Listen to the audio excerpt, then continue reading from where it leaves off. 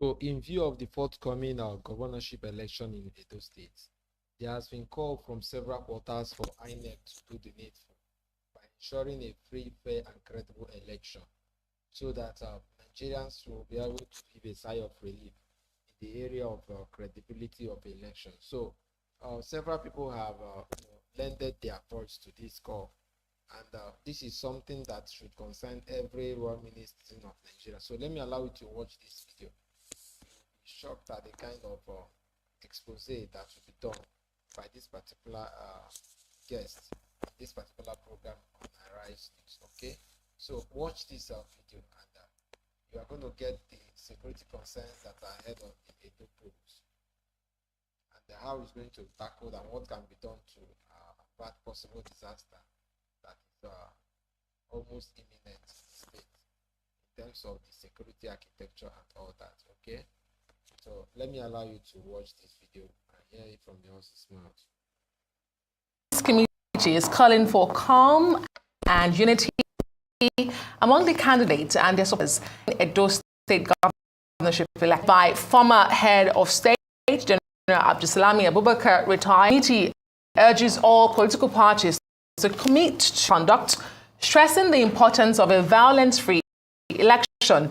Now, the call comes amid growing following the refusal of the PDP candidate to sign the peace accord, a move that has raised concerns about the potential for unrest. And joining me for more on this is Reverend Father Atta Barkindo, the Executive Director of the National Cooker Center and National Secretary of the National Peace Committee. Thank you so much for joining us on the show tonight.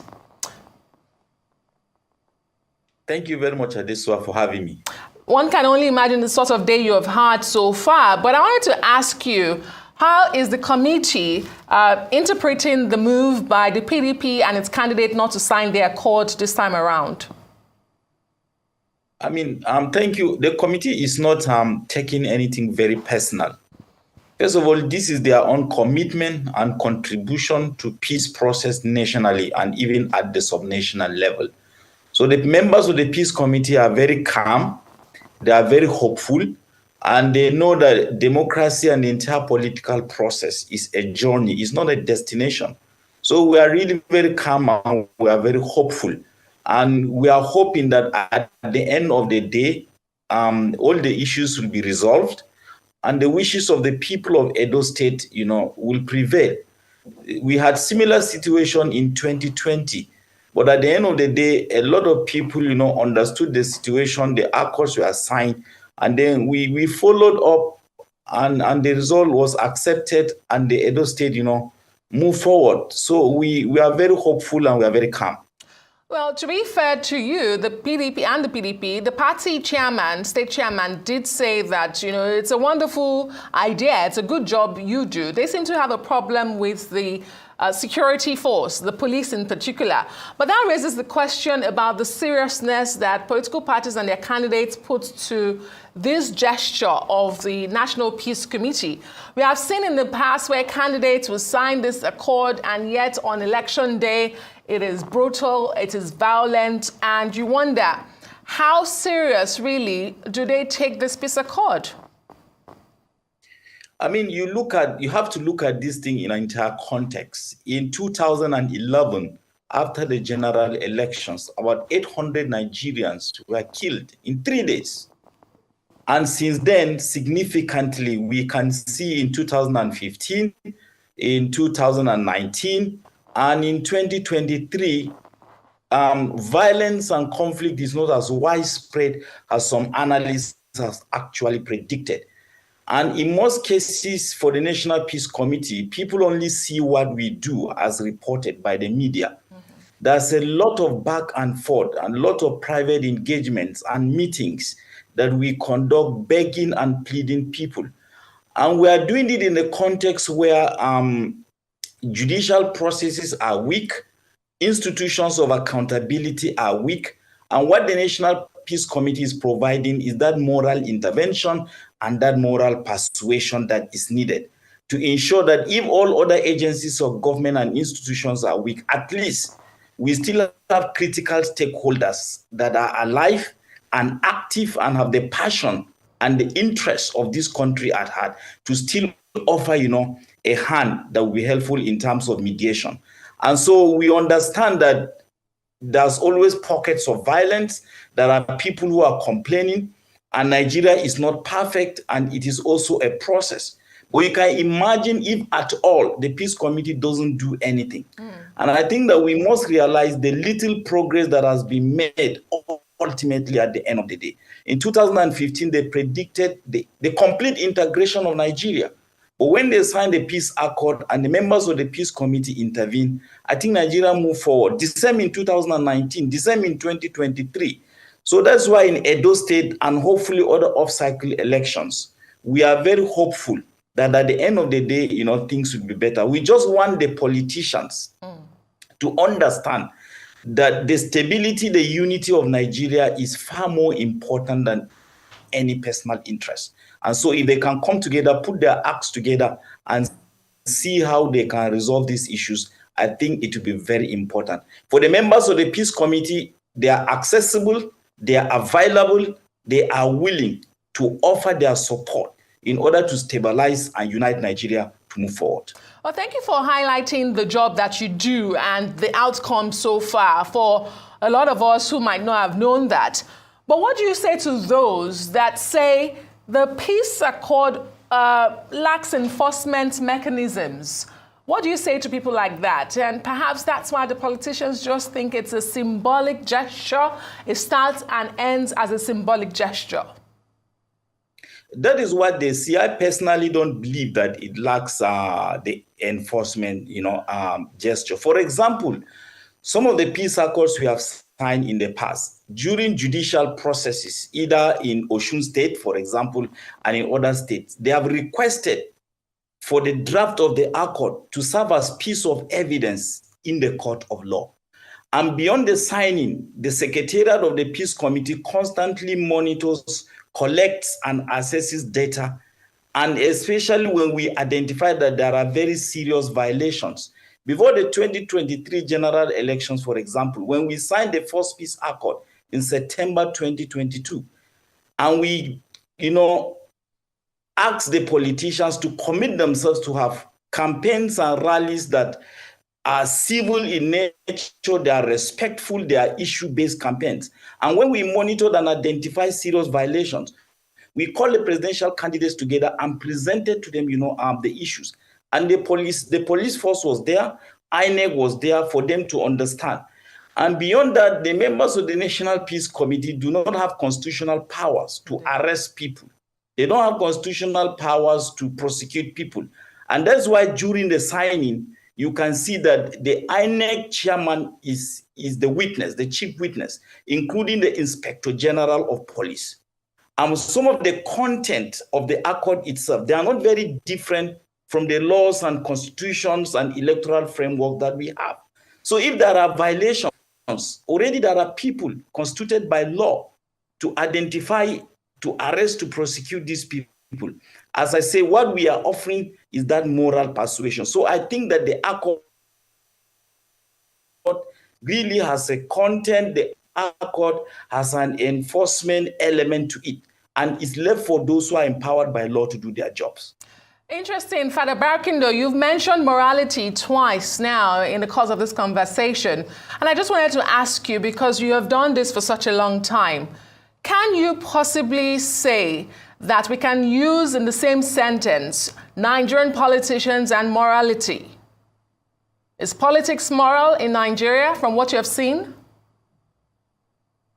I mean, morality is relative. Politics is about negotiations. Politics is about conceding ground. Politics is about sitting down to agree. And you cannot, throughout politics, be completely territorial.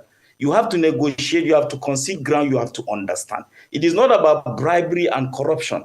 And you have to understand the issue of morality in this country is not only limited to politics.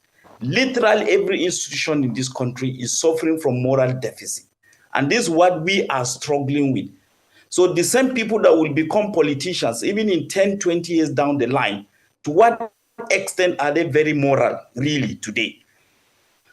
So I think that when you are talking about morality within the political class, it is very important to look at this thing within the context of entire Nigeria and to see that we cannot manufacture politicians. It is the country that will offer us the type of politicians that we have. So the kind of moral culture we have in this country, the kind of moral context that we have in this country, it is that same context that will produce the type of politicians that we are going to have. So I don't want to blame any politician. I think that all of us as a country must sit up morally so that we can have the type of politicians we want to have. We can have the type of pastors we want to have. We can have the type of police we want to have. That morality has to be across the board. We cannot isolate yourself and simply blame other people. Because the politicians we have today have their parents in this country. Some of them were born and raised and educated in Nigeria. So whatever knowledge and attitude and character and morality that they have today, it is the country that has provided them with that morality. And it is the same country that you either become a beneficiary or a victim of that sense of character or sense of morality. So for me, I will be a lot more contextual with the issue of morality. Okay, let me ask you, when there are no consequences for actions, they are most likely to be repeated over and over again. With the Peace Committee not having any constitutional backing to enforce this accord that is signed every electoral cycle, do you think that there are conversations we need to have with penalizing those who undermine the democratic process that bring people to power, our electoral processes? Do you think that we have seen enough consequences for people's action? And does that not affect the work you do, although it is more symbolic for a lot of people because it doesn't have that backing of law, if you get my question? I understand really your question, and it's not a question that has been raised today. It's a question that has been raised since 2014 when the National Peace Committee, came on board. So as to whether the Peace Committee should have constitutional backing or not, I think that's a conversation the members of the National Peace Committee, would like to undertake themselves. I don't think I'm in the position to do that right now, but it's a conversation that is worthy of having. But if you look at the example of Edo State and why we came to Edo State in the first place, most of the issues that were raised either by the People's Democratic Party or the All Progressive Congress is simply the issue of crime. A police officer, Mr. Onu Ako, was killed. The members of the National Peace Committee don't have to be there. These are issues that were very obvious. These are issues that, were very committed literally in daybreak. So it's a blame game. PDP is saying no, is members of APC. APC members are saying no, is members. This one, you don't even need to have the National Peace Committee. People should just live up to their jobs. But as to whether the Peace Committee should have a constitutional backing or not, this is a conversation, absolutely for another day. My final point here is that we have enough laws in this country. We have enough agencies that have constitutional powers that have backing by the law to do their job. The question is, are they actually doing their jobs? Are they doing their jobs? And if they are not doing their jobs, what is the reason? What is wrong? And how can we strengthen and consolidate and give them, that opportunity to better do their jobs? And I think for me, we have enough laws, we have enough agencies that have constitutional backing, that have legal backing, and we just have to encourage people to get up and to do their jobs. And I think that you hit the nail right on the head for the question about who's dropping the ball, why are they dropping the ball, and can they live up to expectation? But before I let you go, Father Barkindo, let me ask you, with the tensions already high in Edo State ahead of this election and the PDP refusing to sign today, are you concerned, are you worried of the potential breakdown of law and order in the state ahead of this election? What are your concerns really?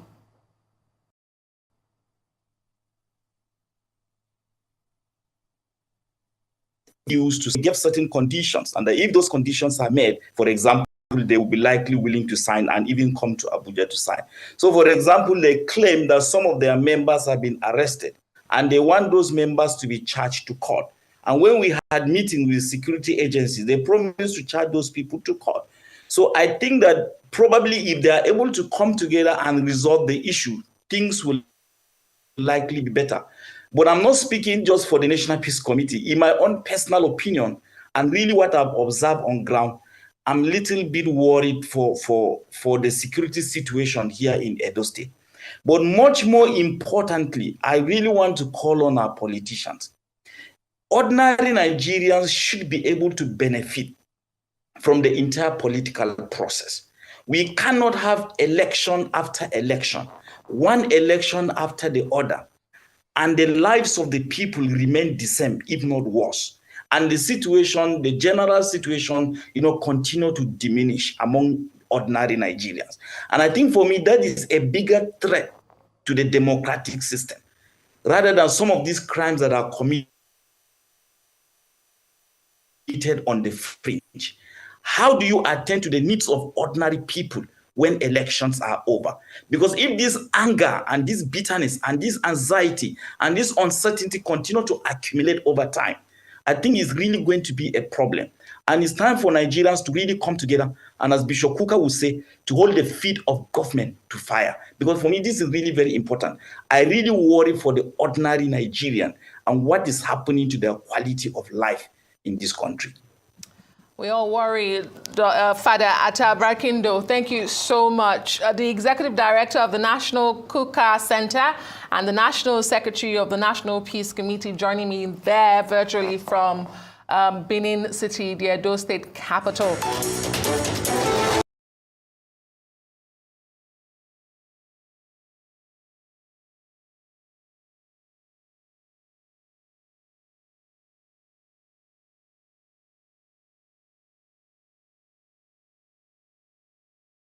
Better efforts in doing the right thing so that the country can be better for it, okay?